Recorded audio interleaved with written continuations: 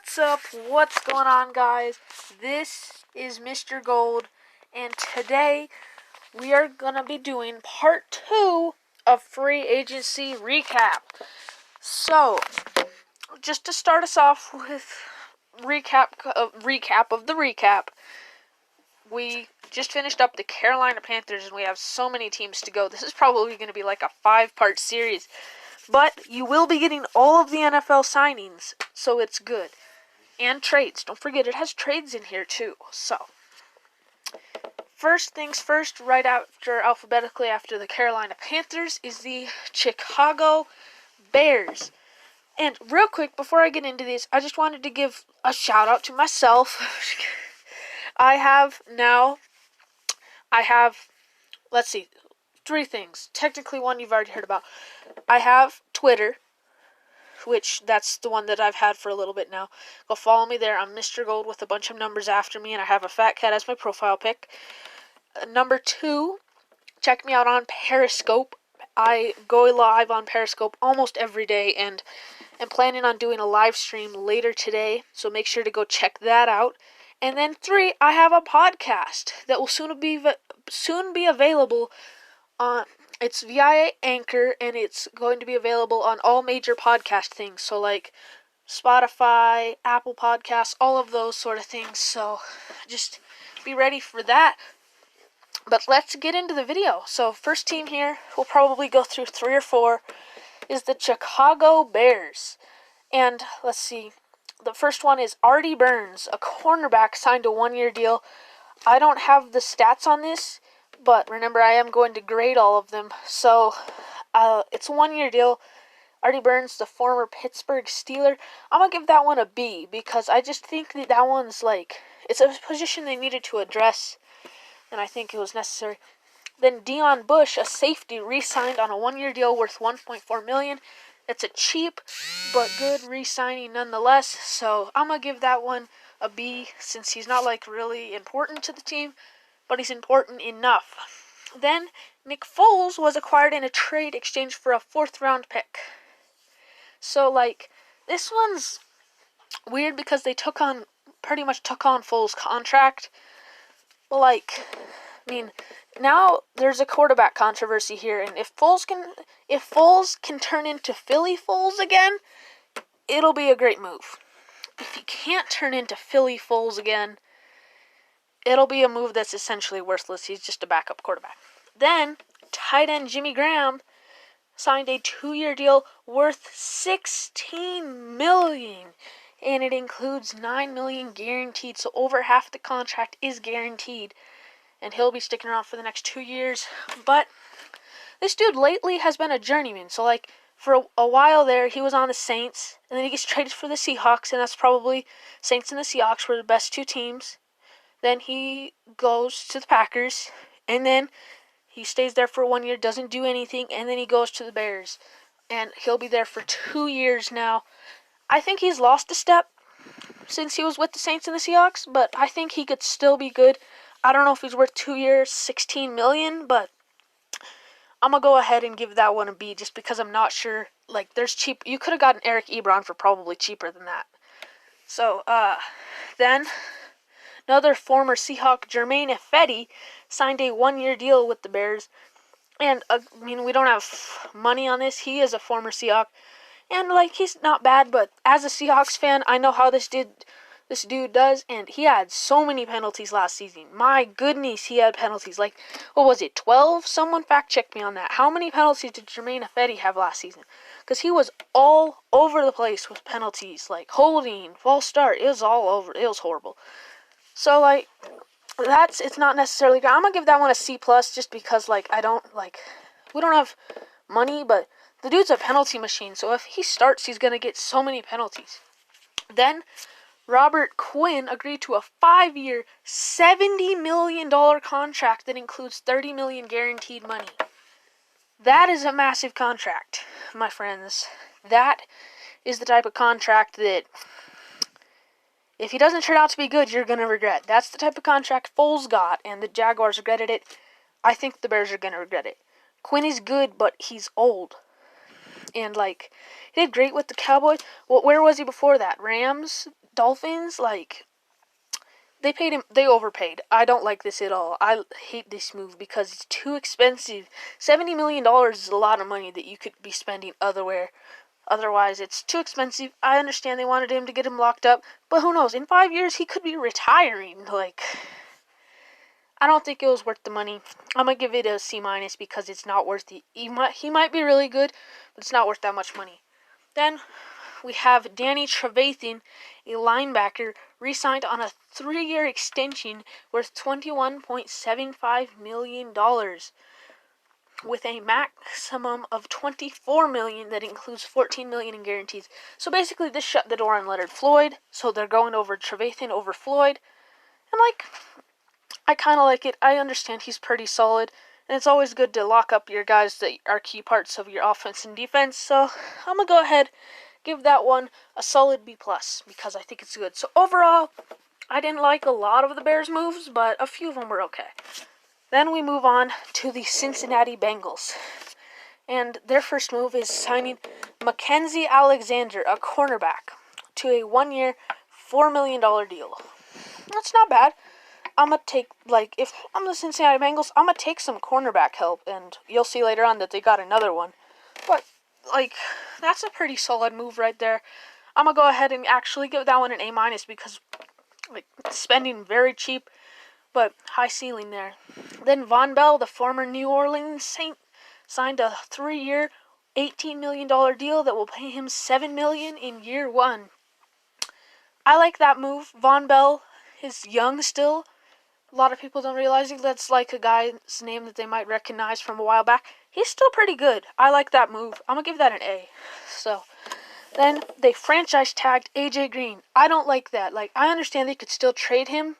So I guess I kind of like it because of that. And if it's almost positive they're going to draft Joe Burrow. But, like, that'll work. Not necessarily top move, but it's always good to have a top-notch receiver, and they didn't sign any other receivers, so I'll give that one a B+, just because it's good to lock up solid weapons for Joe Burrow. Then we have DJ Reader, who just officially agreed to it today, a 4-year, $53 million contract. That's an expensive contract, yet it's still not as expensive as Robert Quinn's, and I like DJ Reader. He's a former Texan. I think he's not quite worth the money, but pretty well worth the money. I'm going to give that one a good old B. And then Trey Waynes, the cornerback, he's the other cornerback I was talking about, agreed to a 3-year, $42 million. Wow, that's expensive. Again, could be spent on other things. I do like the move, though, because it's addressing a need. So I'm going to give that one an A. I think it's addressing a need that needed to be done. And then quite possibly, let's see, not quite our final team, but probably second to last team, the Cleveland Browns, who just went off in free agency, signing 50 players? They signed quite a few. Andrew Billings, defensive tackle, we'll just get right into these, signed a 1-year deal worth $3.5 million, fully guaranteed. So he's going to get his money. Billings, kind of solid. They got so many people, they're remodeling the team, 100%. So yeah, I'll give that one a B, just because that's my favorite grade to give is B and B+. Adrian Claiborne signed a 2-year, $6 million deal that can be worth up to $7 million with incentives.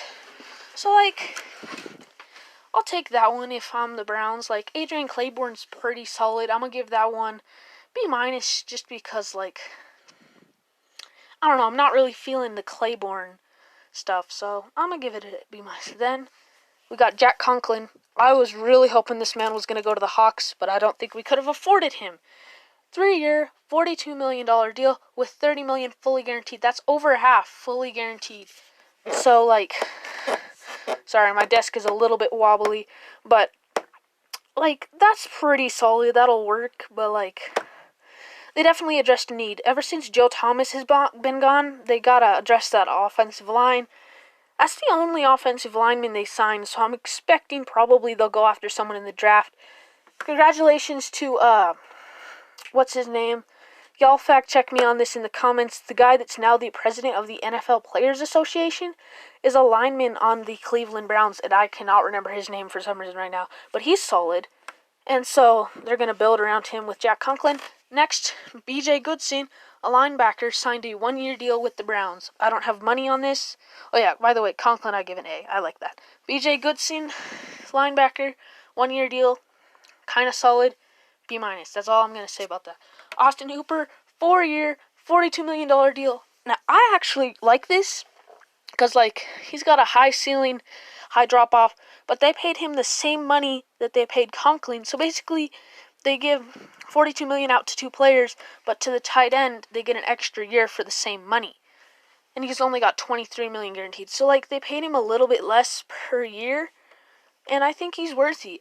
But that does basically close the door on David Njoku. I can't say his last name, but I'm pretty sure it's Njoku. He's gone, but Austin Hooper's good. I'm going to give that one an A. So that means 2 A's that they've gotten so far. Kareem Hunt got a second-round tender. Solid move. They need to lock him up. Backup running backs are actually pretty key because if your starter gets hurt, which actually a lot of them did last season, it's always good to have a solid backup. So I'm going to give that one a B+ just because, like, they didn't technically lock him up. They just gave him a second-round tender. Then Anthony Janovich was acquired in a trade with the Broncos for a 7th. I'm going to give that one a solid A- because a 7th-round pick for a solid fullback. Like, fullbacks come really cheap, and he's one of the best, so that'll work. Kevin Johnson, a cornerback, agreed to a 1-year, $3.5 million deal with a maximum value of $6 million. Another solid move addressing a need. Now he can play along with Denzel Ward and not TJ Carey. Yeah, I'm going to give that one a B. Carl Joseph signed with the Browns on a 1-year deal. I don't have the money for this, but the former, he would be a Raider, played not at all last season. He got hurt pretty much for the whole year, but before that, he was pretty solid, and personally, he was one of my most underrated players that I would think, and I might make a list of, like, the most underrated players in the NFL. He'll be on that because he's still pretty young, but he's got a lot of, like, a high ceiling. Then Case Keenum, quarterback, former Redskin, Bronco, and a lot of other teams. Texan, Ram, Viking. I think I got all of them, pretty much all of them. Let me know if I missed any. But he agreed to a 3-year, $18 million deal, which seems kind of high for a backup quarterback. He also got $10 million guaranteed. Seems a little bit high for a quarterback, but if I'm them, I'm going to take it. Backup quarterbacks are necessary. Baker Mayfield, sort of inconsistent. He could end up getting hurt, but I don't think they're going to, have a QB controversy. I think they're pretty much just going to go and roll with Mayfield. So, yeah, I'll go ahead and give that one a B- just because, I kind of like that one. Oh, did I not grade? I don't think I graded the Carl Joseph one. I'm going to give it a B+. It would be higher, but they only signed him to a 1 year, so. Then Andrew Sendejo, the former Eagle and Viking, signed a 1-year deal worth $2.25 million. I like that. Safety was a need that they kind of needed. I'm going to take that, and I'm going to give them a nice, fat little B+ on it. And then, yeah, we'll go ahead, and this will be our final team, the Dallas Cowboys. I told you, this is going to take a long time to get through because my voice gets tired after a while. So expect these, I don't know, y'all already know how long this video is. Probably 20 minutes. But my voice does get tired. And so we'll just have to see. This will be our final team, but we'll have 5 parts. So I'll be pumping out some content. So, Anthony Brown signed a 3-year deal worth $15.5 million. Solid. He's a corner. They kind of needed that. Byron Jones is gone. He's the most overrated player in the NFL, in my opinion. Byron Jones was worth none of the money. Once we come to the Dolphins, I'm going to give that one, I'll give it to it when I get it to it, but that was horrible. No. Byron Jones is not worth any money. Anthony Brown, in my opinion, is better than Byron Jones. But, 3-year deal, I'm going to give that one a B. Clinton Dix, the former Bear and Packer. We've got a bunch of players that went from the Bears to the Packers or the Packers to the Bears. like Jimmy Graham and Clinton Dix. Yeah, it's just players like that. He signed a 1-year deal worth $4 million, 2.5, so just barely over half guaranteed. He's a solid safety. I think he played pretty well last season, so I think he could definitely, high upside. I'm going to give that one an A. Amari Cooper re-signed on a 5-year, $100 million deal. It's $60 million guaranteed, $40 million at signing, and another $20 million for injury that becomes fully guaranteed on the 5th day of the deal. 2020 league year. I do like that, and I think that it's semi-worth the money. Like, 5 years, $100 million is a lot. Be locked up a solid wide receiver for 5 years. So, B+, because it's a lot of money, but solid deal. Kai Forbath re-signed with Dallas. This is literally useless. F. You'll see why later on. Nah, I'm not giving it an F. D+. Blake Jarwin re-signed with the Cowboys on a 3-year deal worth $24.25 million. Solid tight end. Witten's gone. I'm going to take that. And we'll go ahead and give a nice A- there because he's solid, and they got him less for Austin Hooper. Sean Lee re-signed on a 1-year, $4.5 million deal that includes $2 million guaranteed. Sean Lee is playing, to answer Scooter Magruder's thing. He is playing, and he's playing for the Cowboys for another year. And I will go ahead and give that a B+, just because he is a strong part of the Cowboys organization. Joe Looney is re-signing with the Cowboys on a 1-year deal worth $2.4375 million. That is specific. I don't know why that's more specific, but it is. Solid move. Got to beef up the line. Travis Frederick retired, so that's actually pretty necessary. So yeah, that kind of explains why they got signed. I'm going to go ahead and give that one a nice A- because he's good to lock up. Gerald McCoy agreed terms with the Cowboys on a 3-year, $18.5 million deal that can reach around $20 million with incentives. So yeah, like, that one's pretty solid as well. The former Panther and Buccaneer, is kind of going down, but he could end up being like a Robert Quinn and have huge dividends, and they locked him up for a 3-year, $18.5 million deal. I'm going to go ahead and give that one a B+. I like that. Dontari Poe, I believe that's how you say it. Yeah, Dontari agreed to a deal with Dallas. No terms. I can't really judge. They got Gerald McCoy, so they didn't necessarily need him, but he's still a pretty solid weapon. I'll give it a B. Dak Prescott got a franchise tag. I don't like that. I think he should have gotten a long-term deal, but they're now working on one. So for right now, I'm going to go ahead and give that an N/A, or not applicable, because if all they do is franchise tag Prescott, I don't like that. But if they sign him to a deal, I like that. So someone ask me in the comments when something happens, like at the beginning of next season, and I'll let you know. Aldon Smith comes back from 4 years of inactivity to sign a 1-year, $2 million deal that could be worth up to $4 million with incentives. He's suspended currently. He's implied for reinstatement. He's still suspended. But my dude had 41 sacks in his first career, his first 3 years. And that's third in the NFL history. So that's pretty solid. So yeah, this has so much upside, so much downside. So what's the better thing to do than give it a B? Because I love giving Bs. Darian Thompson, a safety, re-signed with the Cowboys. That's all they announced. That's it. How much? Come on, give me numbers, Cowboys. Come on. But that's I can't necessarily judge that because I don't know. Thompson's a good re-signing. It can go ahead and get a C because I don't know the terms. And then Greg Zuerlein signed a 3-year, $7.5 million A. That gets an A. Greg Zuerlein's great. Thank you guys so much for watching. This has been Mr. Gold, and I'll see you guys next time. Don't forget to like and subscribe.